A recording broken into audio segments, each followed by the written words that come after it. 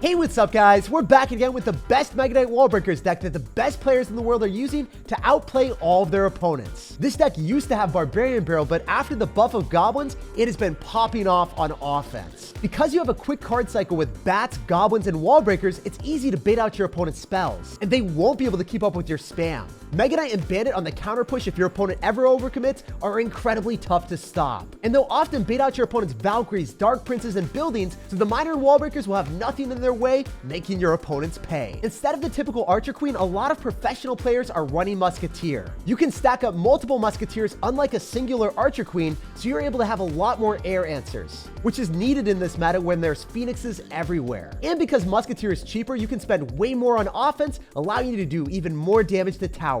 A ton of the top Mega Knight players are choosing to play this deck for a reason, because it can outplay almost anything. Let's go jump straight to some games with the best Mega Knight Wall Breakers deck in Clash Royale and Assert Dominance. Lots of love to everyone that's using creator code SirTag to support the channel. Hey, we got a game against a Might with a nice strategy clan. Well, dude, your 700 in the world finish makes me a little bit scared about you, so we're gonna focus up and play our best. I'm gonna go Bandit in the back, and this guy's gonna go for a Golden Knight, so he's gonna go for the evolved Bandit. The thing about Bandit and why it's better than Golden Knight in some decks is the Bandit doesn't take any elixir to have that activation. The Golden Knight's like, I'm a prince, you better pay for me to use my ability, and if you don't, I'm not gonna do anything for you. The Golden Knight feels kind of useless if you don't get the ability down. Like, he's kind of not as good as the Monk from a stats perspective. The Monk has higher stats from a health perspective and also a damage perspective. So I just don't really like Golden Knight unless you get a lot of value with the ability. And he's best used in Electro Giant decks and then Graveyard Freeze decks. He's going to activate King Tower, I think. Oh, wait, no. Let's go. The skeleton worked for us. It was an imposter. That was awesome. And I don't think he has Elixir. I think the Bandit's just going to lock on a tower.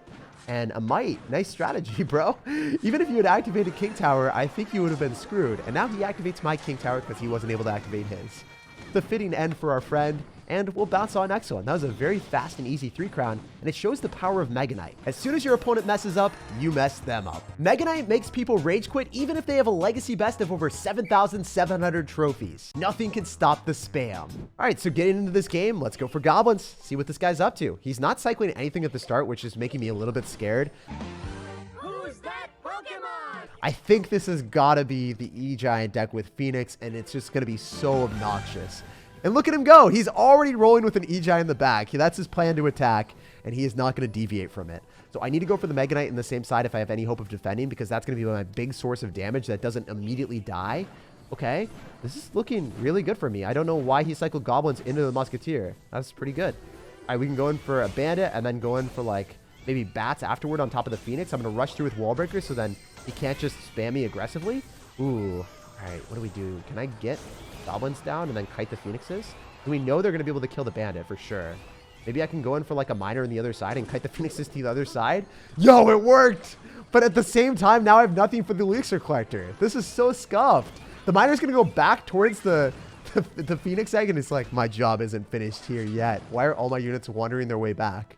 What a ridiculous game so far. Every single time that I look at an Electro Giant player and I don't have a building, a little part of myself dies in the inside. It's not going to be an easy game, but I'm up for the challenge. Let's see if we can make it happen. I'm going to go Wall Breakers, and we need to cycle back to like goblins and then go for a miner on the Elixir Collector. He's going to try to activate King Tower, but, you know, he is an Electro Giant player, so that is kind of sometimes what happens there. They just miss the King Tower activation, and they give you a lot of value. So I'm going to go in for bats here. Since he doesn't have Tornado, it's going to be really hard for him to kill these bats, especially with the miner tanking. That should give us a lot of damage. I guess he's going to go in for an Electro Giant in front of this right now. Just like a couple seconds. He's got the bomber counter pushing. Look at him. This man has ascended to final form. It's almost as if the plays are utterly unpredictable. I want to go in for a Musketeer here since it's our highest form of damage. This is like a very bad matchup. This is actually 100-0 for him. So it's the only matchup that I really don't want to play with this deck. I still hope that we can win it. I'm going to go in for a Bandit here. Double Phoenixes are coming down. I want to go in for like a miner plus goblins so that maybe we can get him to just spam a lot of extra stuff here that we can go and kite with Wall Breakers without supporting with an Electro Giant. And he didn't even support it anyway. What is he doing? Wait, this is going way better than I anticipated. We can go in for a Musketeer here. Kite all the Phoenixes away so the Electro Giant can just get easily dealt with by a Mega Knight. I think we're going to be fine. Hopefully. Maybe I can Mega Knight here actually. And then stack that tower because I can't defend it. Take the other tower with my Mega Knight. and then take the other one with just like going in for a zap on the tower, because we know that we're going to be able to take it. I think I walk away the win here. So a ridiculous game. Very happy to beat Electro Giant without any buildings. And I don't think that this is something that's replicable. I think I should lose this matchup 100% of the time. So if you play against Electro Giant, Mirror Cycle with Elixir Collector, don't be ashamed if you lose it. The only way you can win is by sacking a tower and taking 2 towers while somehow stopping the 3 crown. And try to do that tower trade in the final seconds of the game so then the clock runs out before they can 3 crown you. Hey, we got a game against Ali with lightning bolts. So let's see if they're going to be off to the races and actually, you know, live up to the expectation of the lightning symbol. Nah, he's just not going to cycle anything at all. Okay, never mind. When we see Rage, we know this guy is feisty and furious, and he's probably going to either have a Sparky deck or maybe a Phoenix spam deck. I need to go in for a bandit at the river to apply aggression because I feel like since I'm up Elixir, I got to take that advantage. I'm going to have battle healers, so it's got to be Elixir Golem, actually. Yeah, Elixir Golem Phoenix spam is what we're playing against. I am going to go in for a Musketeer here. It is definitely able to finish off the battle healer. And one of the most difficult matchups for this deck is going to be playing against Elixir Golem. Simply because if you do, a lot of times when they stack up battle healers and electro dragons, you can't defend. So what I'm going to try to do is maybe 3 crown him. That's kind of the game plan, and we'll see if it works out. I'm going to go for bats here as well, since he's not going to be back to arrows immediately. He's going to have to cycle more cards, so he's going to lose his elite barbarians to the bats. Wait, you have arrows and zap? Dude, that was not supposed to happen. That was totally not part of the plan, man. I'm going to use my bandit on defense, and as you guys saw, I ate all the elite barbarian damage on my tower because I think he's going to go for the 3 crown. I'd rather have a healthier bandit applying counter pressure than, you know, wasting elixir for no reason whatsoever. I'm going to go for a musketeer here. It should target the phoenix first. Then I can go for goblins after the phoenix spawns, so then we can finish off the egg. Then we're not going to have any worries. Yo, that worked really well. His tower is now at 1,500 health. I think he's going to go in for elite barbarians and be really annoying here, probably with a battle healer, but there's a chance I'm able to break through. So I'm going to go in for a Mega Knight here and hope that he goes in for something in the back. And he doesn't. Yeah, no, he does. That's really good. Because he would have just stacked up an Electro Dragon with a Battle Healer and I wouldn't have been able to do anything. But now he's feeding me Elixir. So I can maybe do something here by stacking up a lot of Musketeers. All the Elixir Golem blobs are dead, so he's not able to heal those up. And then I think the Musketeer might be able to put in work against the Battle Healer to the point that we can stack up more Musketeers and win this interaction. If you had Archer Queen, the Archer Queen would be dead and you wouldn't be back to it for a while. But since we end up having, you know, the Musketeer, we can range him down from a distance and be okay. Also, if he goes into Elite Barbarians, we will 100% Mega Knight. I think he's going to have to do that. So I'm going to get ready for it. He's going to arrows. Okay, he's able to finish it off. I'm going to go in for a Mega Knight here on top of the Battle Healer just to finish it off very fast. And I think that the Musketeer is going to stay alive. Yeah, he tried to zap it, but he didn't know. I knew it was going to stay alive, and he didn't listen to me. And you know what happens when you don't listen? You get 3 crowned. Hey, we got another one here. And looking at this guy's banner, a lot of top trophy finishes again. 600 and 200 in the world. So you guys know the deal. We're going to focus up and see what we can do. I'm going to go for wall breakers immediately and try to get him to go and drop something that he doesn't want to. Like, for instance, right now, he's going to let that wall breaker connect on the right-hand side, and he's not going to be able to do anything. Because if he doesn't, like, overspend to defend, it's pretty much impossible to stop that. I'm going to go in for the Musketeer here. It should be able to kill the Lumberjack. And, oh my gosh, I think we're playing against Golem. I think it's my main deck. I really do not want to play this matchup right now. Because if we play against Golem with Elixir Collector, and he stacks up one good Golem push, I am definitely going to be dead. I could have minored there. I think that would have been the right play. I didn't want to go in for it until I was able to apply aggression with the Bandit, because the Bandit's going to force out way more Elixir from our opponent. He can't drop something here and then here. You need to go and drop a melee card to counter the Miner, but if you drop a melee card on top of the Miner, then you're not going to have Elixir to stop the Bandit. So he just decided to go for a Phoenix instead and save his melee cards for the next Elixir Collector. So with the Phoenix out of cycle, I might be able to go and play very aggressive right now. My Musketeer is also out of cycle, so that's not good for me. I think cycling that Musketeer might have been a bit of a grief. Maybe he'll overcommit and defend the Musketeer. I can't support the Musketeer at all, because if I do, then I'm not going to have Elixir to defend this huge Golem push that is about to happen. All right, I can Mega Knight. I can also go in for Goblins. I think Mega Knighting in the back is better, because if he drops any air card, we can maybe kite it with the Wall Breakers. We'll see how this works. This is my plan. It might not work out so well. We'll see. If I can kite the Electro Dragon the other side, then it won't be able to chain on. Let's go. That was so good. And it's all because I knew what deck he's playing, and I've played it so much, his deck, that I know exactly what I would do in his situation. And if I didn't do that, the Electro Dragon would have definitely taken my tower. I could still lose this game because this is not a good matchup. Seems like every single time I'm beating bad matchups right now, where are the fast cycle decks that we crush, you know? But it is what it is. I'm going to go in for bats. I'm going to try to make something happen here. I can also go wall breaker to the other side because he just dropped his Dark Prince. It looks like the Dark Prince might even die to the bandit. And the bandit could dash on that tower if I'm feeling lucky. Hey, let's go! Such a clean game right now. All right, we're going to go Musketeer. It will definitely snipe the Phoenix. I'm feeling frisky about this, and I want to go in for a risky push, but I don't think I should. So I'm going to go in for a Mega Knight instead, so then we can support our push a little bit more. So then if he goes in for a Golem, maybe we're able to damage it down and make him frown. I'm going to go in for a Bandit here as well. See, this is where it gets tough, because it's pretty much impossible to defend this cost efficiently unless you stack up Musketeers.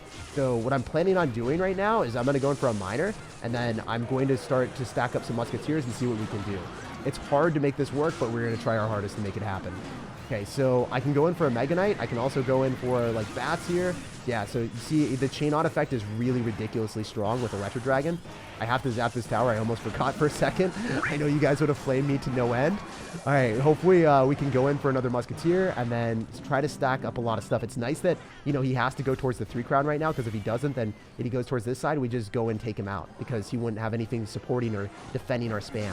The Electro Dragon is the biggest problem in this matchup in particular, just because every single time, like, it chains onto my Musketeers and kills things. So we're trying to make something happen here. It might not work, but, you know, I'm going to try my hardest. I'm going to go in for a Zap, and then I can go in for a Musketeer. Musketeer should be able to kill the Electro Dragon as well and the Phoenix, which is very nice. All right, so he's going to lose the Phoenix. He's going to lose everything. That's great. I might want to go in for a Mega Knight here very aggressively and posture.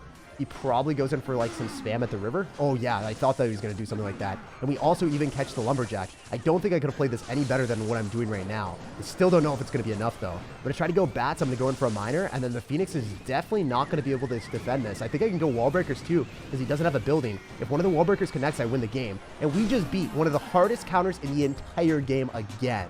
This matchup is absolutely miserable, and if I didn't play that perfect, we would have lost. And I can say that with 100% confidence because the deck that he's playing is my main deck in Clash Royale.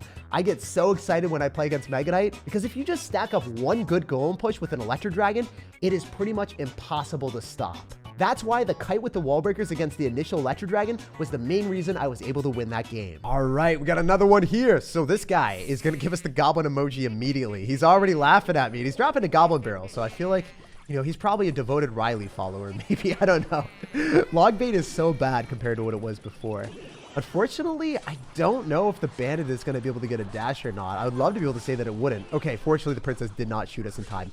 Oh, leapfrog, baby. Leapfrog time. Yo, your princess is just easy, easy value. It's nice to be able to get so much damage on the hunter when that's a 4 elixir card that you just wasted on defense. And all you can do is that annoying goblin laugh. So we got to go and mute him because I know that you guys don't want to have your ears suffer the entire game with that guy spamming that goblin emoji for eternity. All right, so I can zap this and then the wall breakers don't get any damage on my tower. You want to zap it earlier. If you zap it later, you're not going to be able to stop all the wall breakers. Like if you zap it near the tower, then one of the wall breakers will connect. So you have to zap it a little bit earlier than that. I want to go in for a Miner on top of the Dark Goblin if he's going to do that. If not, then I guess we can go in for wall breakers here because the Mega Knight's tanking. So it's going to be harder for him to defend. Yo, no. He missed the log. I didn't even think about that. That's so funny. That must be the most mentally tilting thing ever. Like he went Goblin Gang and log, and neither of us expected the cannon card to go and pull the wall breakers. I'm happy, even though I wasted elixir, he wasted more elixir. And you know what? In Clash Royale, it's the best of two evils sometimes. Whoever plays less worse will win. That's what's happening here. Okay, we're able to snipe that princess quite quickly, and then because he doesn't have princess in cycle, you guys already know bats are going to be very tough for him to deal with. How's he going to deal with this? He doesn't even have Goblin Gang in cycle. He has no anti-air responses. He's logging the bats. Okay, we're going to show you guys him laughing now. We're going to unmute just to and bask in his beautiful laughter. Oh my gosh. Yeah, so honestly, with a minute left over, I don't think that this guy's able to do anything. Every time he goes wall breakers, we have a response. Every time that he goes in for a Goblin Barrel, it's not that bad. If you get the bandit down fast enough, you're not going to take damage from the wall breakers, as you guys saw. And he's probably going to try to go and spam a really ridiculous princess at the river. We're to predict it. Yeah, let's go. And then we can go Mega Knight, and he's still laughing. It's fun making people that are toxic this, like, tilted. It's really memey. Anyway, we've definitely won this one, so we'll just cut the end. All it takes is identifying when your opponent has one card out of cycle and you can immediately punish him. Because I realized, hey, no princess, no goblin gang. How are you supposed to go and kill my bats? I went minor bats, took his tower, and the game was ours. This Mega Knight Bridge Spam deck can take towers in seconds because it has unlimited punishing potential. Like, subscribe for more daily videos, and have an incredible rest of your day.